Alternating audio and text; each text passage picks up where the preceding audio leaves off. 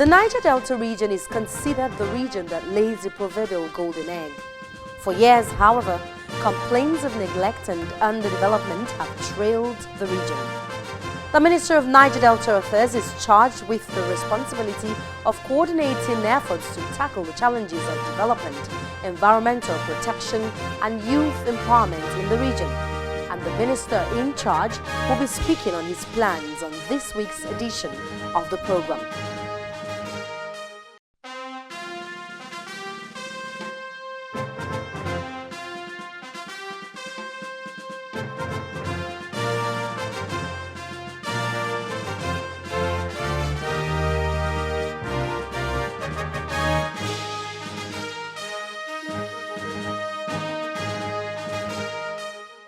Hello, welcome to the program. I am Omelogo Nadi.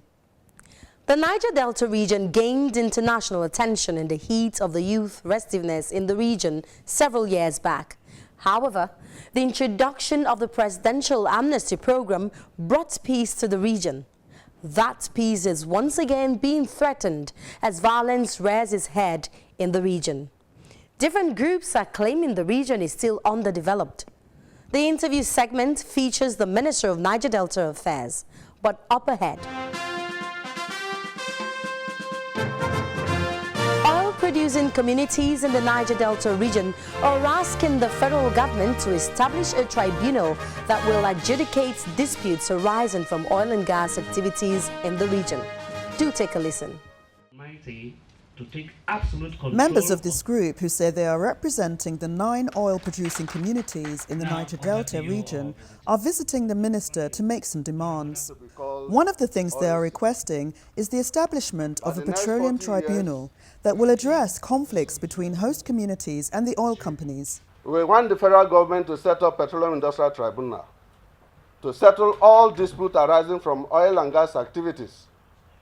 The oil companies, knowing that oil-producing communities do not have money to follow up the rigors of High Court to Supreme Court, even a genuine damages done could be denied due to lack of money.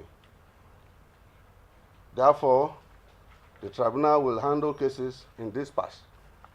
So we needed badly such a tribunal to be established. Bunkering and pipeline vandalization. We wish to be recognized as a body to conduct surveillance on our pipelines and wellheads. It is one of our responsibilities, but we have to be empowered by laws and directives by the appropriate authorities and identify culprits.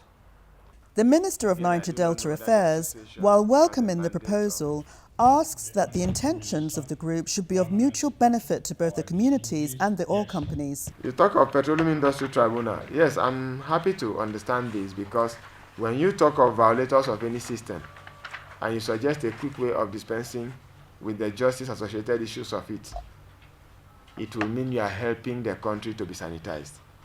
But when you concentrate on its essence only to address oil polluters or environmental polluters, you are not fair, because we should think that aiding and abetting sabotage in the sector should also constitute an offense, because I know that some community leaders have their children and nephews and nieces all involved in such crimes. So do not do it to protect any segment of the community. A thief in the night and a thief in the day are liable to the same offense.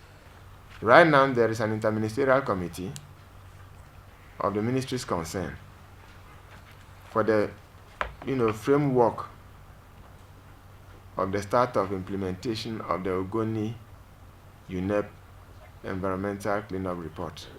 And we are working very fast at it. But there are several issues associated with that. The issues of security are there. And then a greater concern is the fact that you clean up today, tomorrow there's pipeline blow up, and you need to come back and clean again, which is where we as a community need to take a commitment to know that what people do or what we do thinking it is to earn us money we are actually destroying our future. On the issues of environmental pollution in the area, the minister says the impact of the government's efforts will only be effective if the problems are not complicated by vandals. For these oil companies that are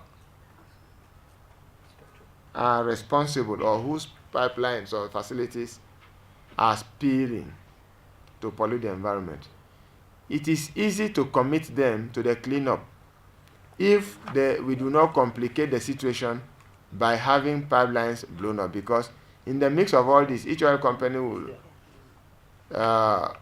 feign innocence and put every claim upon what is going on. And I know that the very people doing these things may be our people, they may be strangers from our own communities, but either way, we have a responsibility. Because if a stranger comes to your community, you will know it's a stranger. And if it is your person doing something, you know who is doing it. We are all from communities and we know how communities are run.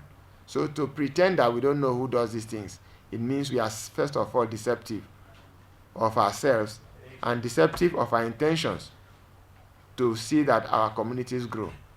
Let nobody deceive you that growth and development come only by liquid cash in any form of currency. It doesn't. It is in the treasure of what we behold. Meanwhile, some of those in attendance also say the recent acts of vandalism are in fact political. And if the needs are met, nobody will carry a gun, nobody wants to die, nobody wants to kill.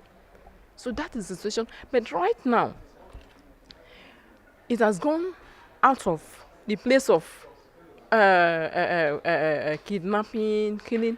Whatever is happening now is political. The establishment of the Ministry of Niger Delta Affairs is one step amongst many that the federal government has taken to help address the problems of the region.